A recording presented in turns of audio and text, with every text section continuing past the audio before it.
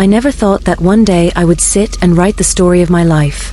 But maybe this is the time when everything should be told. I am just an ordinary housewife. My life was also very ordinary, just like the lives of other women. Waking up in the morning, getting the children ready, giving breakfast to my husband, doing the little and big chores of the house, and in the evening, sitting everyone together for dinner. But what I am about to write now is not ordinary. It is that part of my life which even today, when I remember it, my soul trembles. It had been 15 years since my marriage. My husband Tariq worked in the agriculture department. He was a simple man, one who minded his own business. He left for office on time in the morning and came back on time in the evening. His only happiness was that all of us at home should live together happily. Allah had blessed us with 2 sons and 1 daughter. The eldest son Shakil was in 10th grade. He was serious in nature, a little short-tempered, but pure at heart. The second son Ali was in 8th grade, naughty, stubborn, and always busy in games. The youngest Maryam was in 6th grade, innocent and always playing with her dolls. These 3 were the comfort of my heart. We had a Mehron car. It was old but ran well. Tariq used it to go to the office. Every morning when the car horn blew, the children would laugh, play, and run to get ready for school. This sight filled my heart with joy. The incident that changed our lives was connected to the house we had bought 2 years before this tragedy. It was a single-story house. 3 rooms, a spacious kitchen, and above all, a large courtyard. That courtyard was a place of peace for me. In the evening, when the wind blew, it felt as if all the tiredness had disappeared. When the children played in the courtyard, their voices filled the whole house with life. But there was one thing about this house that kept bothering me from the beginning. Beside the kitchen, there was an old wooden door. This door did not open into the courtyard, but from inside the house. It was rusty, and the lock was so old that it would never open.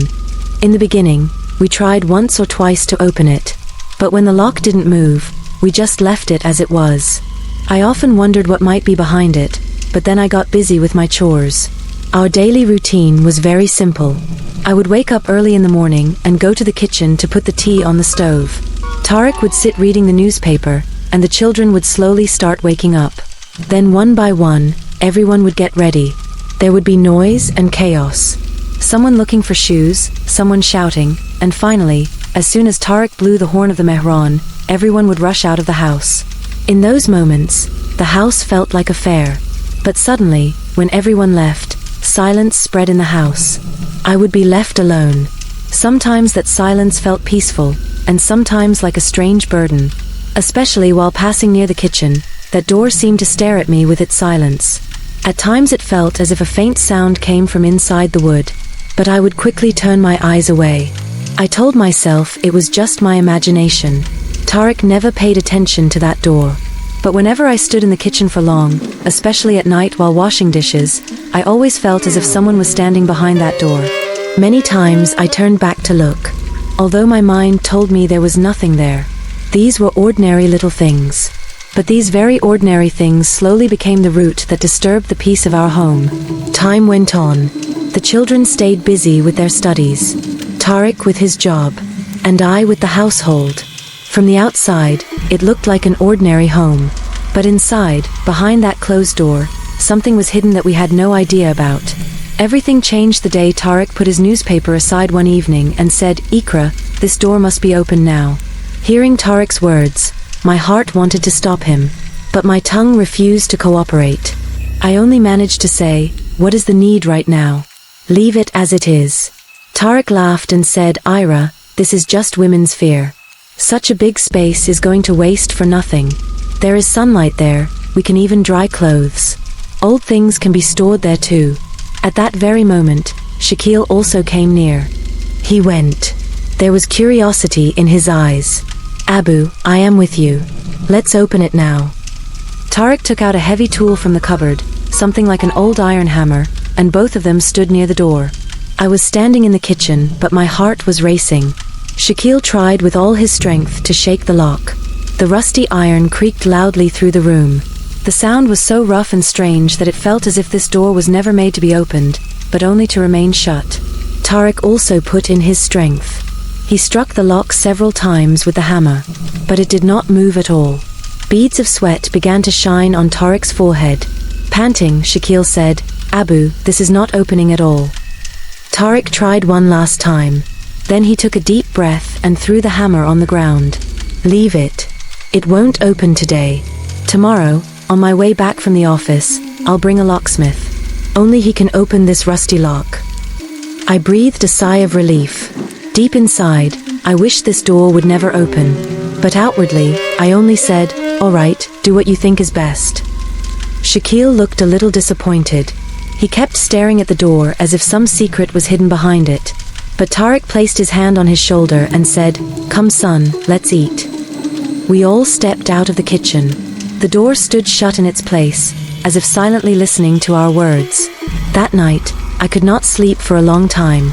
Again and again the same thought came: if this door opened, who knows what would appear? My heart told me it was just an old place. But for some reason, an unknown fear had taken root inside me. The next morning was just like any other. The children were getting ready for school. Tariq was quickly finishing his tea and I was clearing the breakfast dishes. But in Tariq's mind, something else was going on. As he was leaving, he said, "Iqra, in the evening I will bring a locksmith. Today this door must open."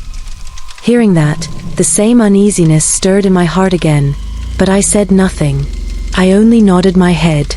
In the evening, around sunset, Tariq came home with a man. He was a middle-aged locksmith, carrying a small bag of tools in his hand. As soon as he entered, he went straight to the door. I was watching from the kitchen doorway. The locksmith examined the lock carefully. Then he smiled and said, "This is old. It will open in 10 minutes. He took out his tools, a hammer, a screwdriver and pliers. Slowly, he began working on the rusty lock. The room echoed with the sound of iron grinding and breaking. As time passed, even the wood around the door began to creak. Shakil stood nearby, watching with great interest. The children and I stood a little behind. At last, with a strong jerk, the lock broke. The hinges of the door groaned softly. The locksmith said, "There, it's open. You can put a new lock and it will be fine." Tariq paid him, and the man left. Now everyone's eyes were fixed on that door. Tariq gently pushed the wood. With a long creaking sound, the door opened inward. As soon as we looked inside, a stale gust of air blew out. It was so strong that we all quickly covered our noses. It was dark. Tariq said to Shakil, "Son, bring a torch." Shakil ran and brought one. As soon as the torchlight went inside, the place became clear. It was indeed a large, empty space. Dust and dirt covered everything. In the corner lay some old wood, a few rotting clothes, and broken chairs.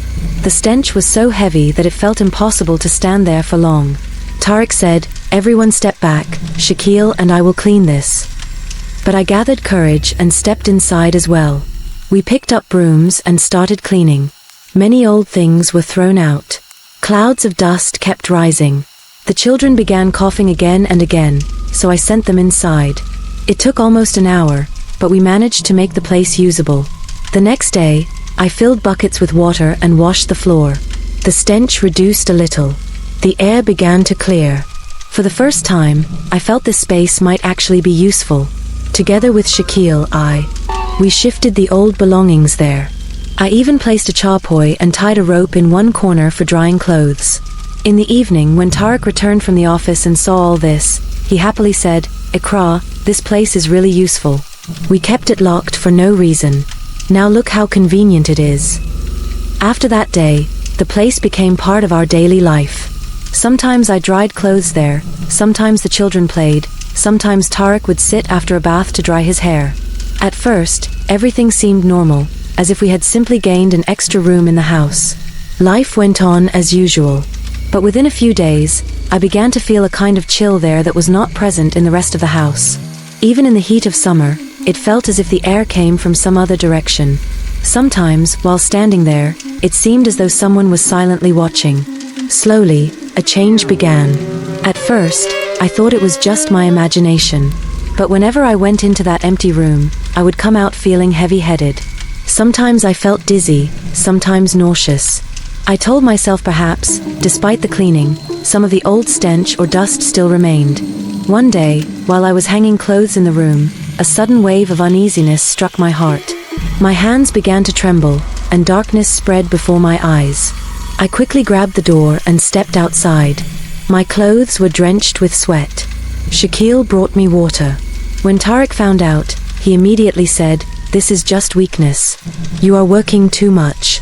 Tomorrow we'll go to the doctor." The next day, he took me to a well-known clinic in the city. The doctor checked me thoroughly, measured my blood pressure, asked 2 or 3 general questions, and then with a slight smile said, "Nothing serious. It's just fatigue and weakness. I'll give you some medicine. Rest and you'll be fine." I also believed it was probably physical weakness. I started taking the medicine, but the problem remained. Every time I stayed in that room for too long, my health would worsen again. Dizziness, sweat, and a strange uneasiness in my heart. But as soon as I stepped outside, I would feel somewhat better. One day, Tariq brushed it off with a laugh and said, "Ikra, you just don't like that empty space, do you? That's why you keep making excuses." But I was certain this was no excuse. Something strange was happening to me. Slowly, this condition kept getting worse. Now it would happen that while cooking, I would suddenly feel nauseous. Sometimes in the middle of the night I would wake up, my heart pounding violently. But one night, something happened that left us certain there really was something terrifying there. That day, everything was normal. After the routine of the day, night fell. The children had gone to their beds. Tariq was reading the newspaper, and I was in the kitchen putting away the dishes. On summer nights, kitchen work often stretched late.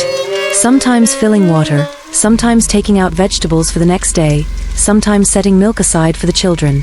I was finishing all this, relieved that I would finally lie down in peace. After washing the dishes, I suddenly remembered that a small basket I often used for vegetables was kept in the back room. I thought I should bring it now so that I wouldn't have to rush in the morning. At that late hour, going to the back felt strange. But I reminded myself, it was my own house. Why should I be afraid? I held a small kitchen torch in my hand and slowly walked toward the back. There was always silence there. Even the air moved in uneven breaths, as if someone was holding it back. As soon as I stepped into that empty space, for a moment it felt as if the air had suddenly stopped. I turned my head and looked. The basket was lying in a corner, but my eyes could not stay fixed there, because, right in the middle, under the faint light, stood a woman, wrapped in white clothes, her hair loose, her face bowed down. She was utterly silent, as if carved out of stone. She neither moved nor made a sound. She just stood there. My hands began to tremble. I no longer had the strength to hold the torch. My heart was beating so hard. My heart pounded so hard it felt as if my chest would burst. My breath began to stop. In front of my eyes stood that woman, but my body was giving way. The torch slipped from my hand and fell to the ground, the faint clink of glass echoing. "Ikra!" Tariq's voice came. I don't know how he arrived so suddenly. Perhaps he had heard my footsteps, or perhaps something in his heart had warned him. He lifted me by the arms, supporting my trembling body against his. "What happened? Why were you lying here?" he asked in panic. In a shivering voice, I said, "There, that woman, standing right there." Tariq turned his eyes toward the spot where I was pointing, but his face showed nothing except confusion. "What woman?" "Ikra, there's no one here." Yet before my eyes, the woman was still there, wrapped in white clothes, her hair scattered. But Tariq's eyes were staring only at an empty wall. From deep within me, a voice came out. "You can't see her?" Tariq gripped my hands tightly. "No, there's nothing. It's only your imagination." I wanted to say more, but my tongue felt heavy like stone. My heartbeat was uncontrollable. At last, Tariq nearly dragged me back inside. That night I burned with fever. Again and again, I woke in panic, afraid that woman would appear before me again. Tariq kept giving me water, kept comforting me. But even in his eyes now, there was a hidden fear. The next morning, the decision was made. Tariq called in laborers, and that back room was sealed forever. Bricks were laid, cement filled in, and just like that, the passage was gone for good. In the house, no one spoke of it anymore.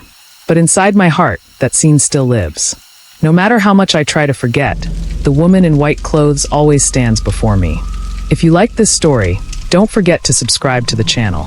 Share your thoughts in the comments. We will be back soon with a new story.